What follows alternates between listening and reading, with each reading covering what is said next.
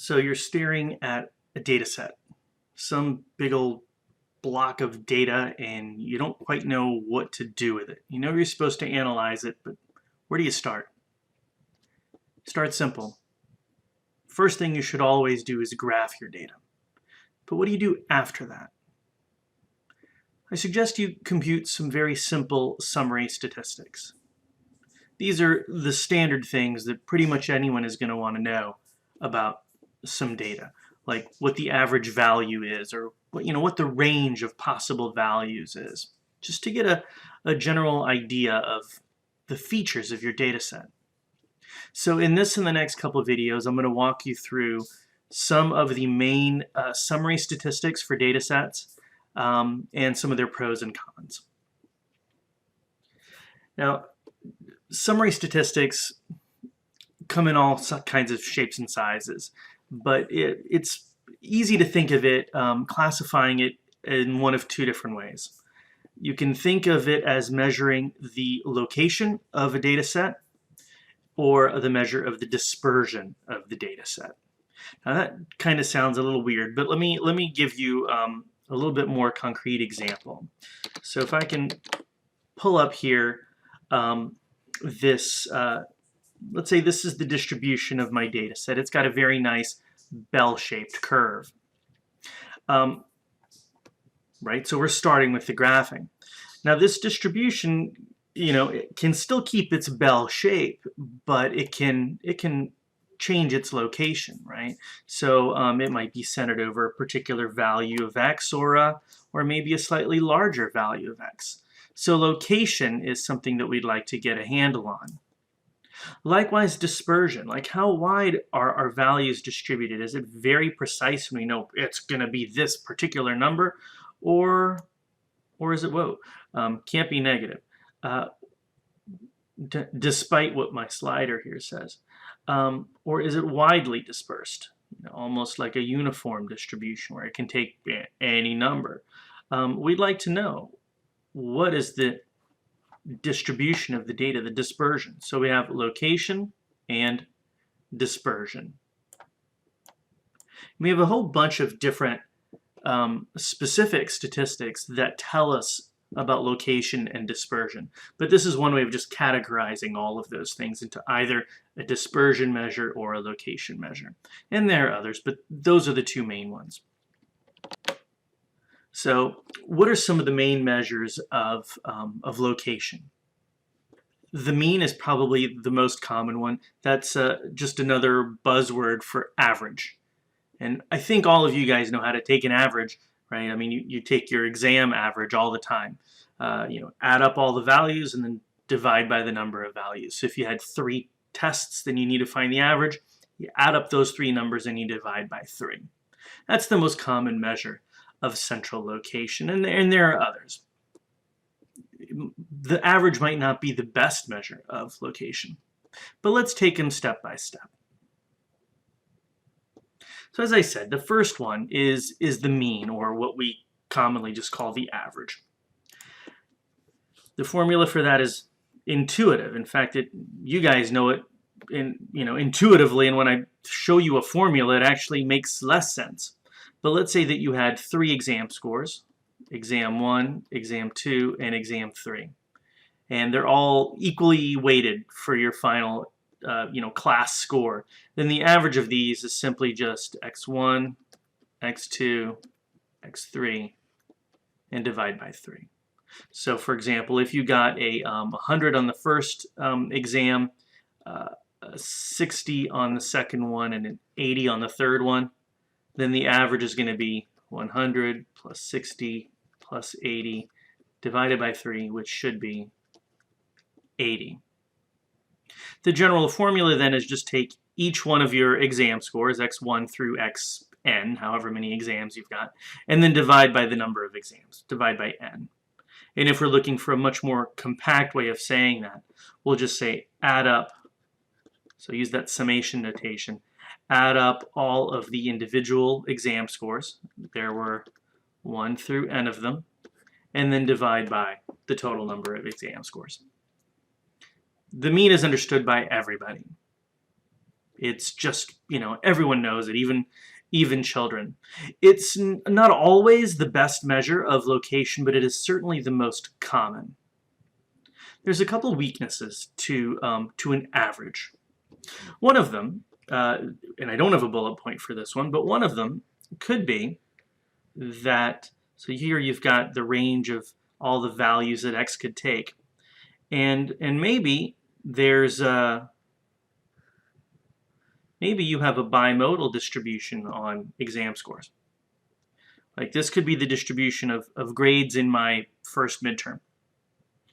And if it's bimodal like this, so it looks like I had a bunch of students who nailed the exam and a bunch of students who failed the exam.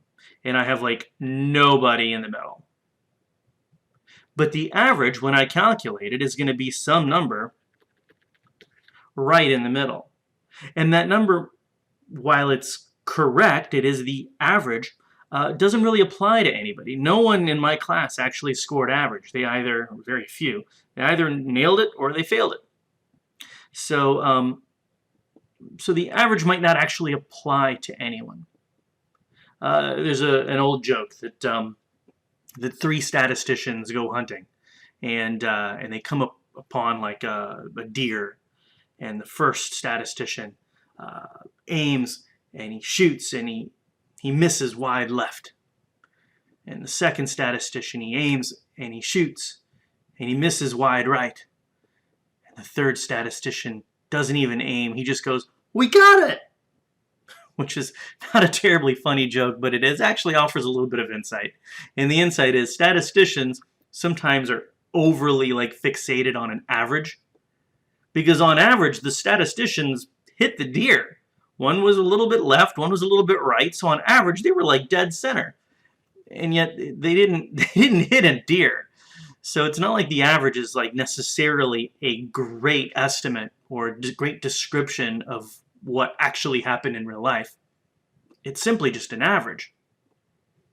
There's one more reason why we should graph the data before just computing summary statistics, because maybe we should be reporting two different numbers. The average among students who nailed it, like maybe the average was a 95, and then maybe the average for the students who failed it was a 35. Maybe two numbers might actually be better. And you really wouldn't know that if all you did was calculate summary statistics blindly. So again, please graph your data.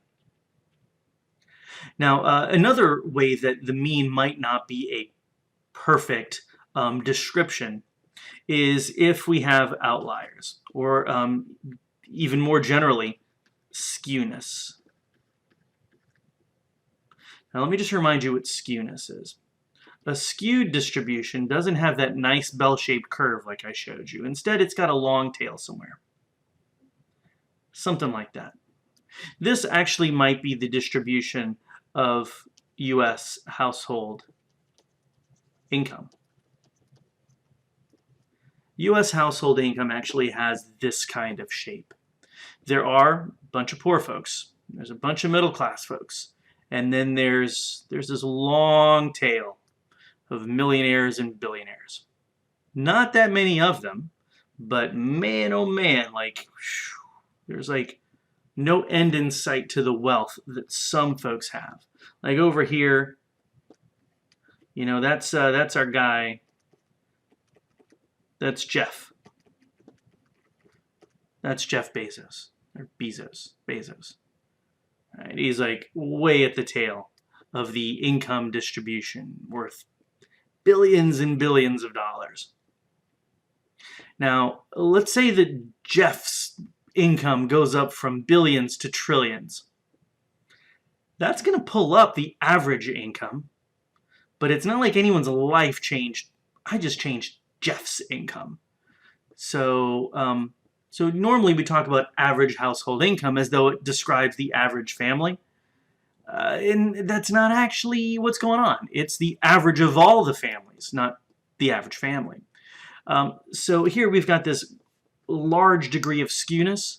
We have calculated some average value, and yet that average value really, actually average value is probably something closer to that. It really is dependent on Jeff, Bezos's income and Warren Buffett and all those other tech billionaires. Here's a quick example. Let's say that that you've got 3 numbers describing household income.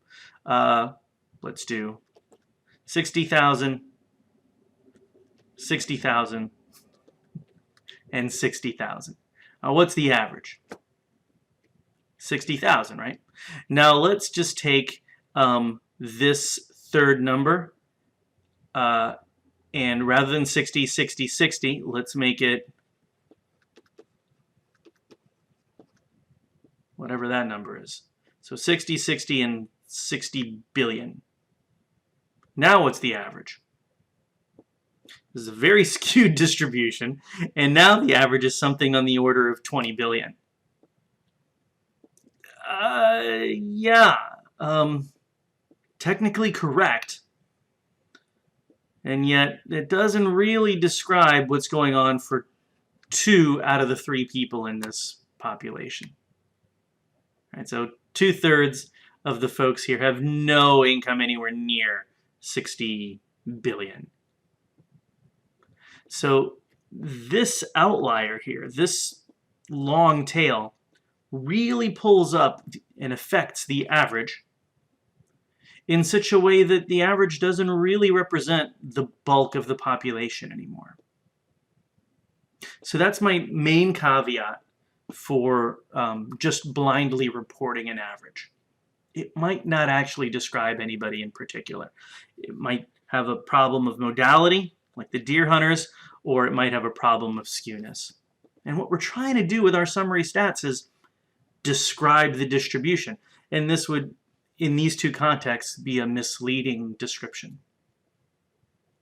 Now there are alternatives, and let's talk about those right now.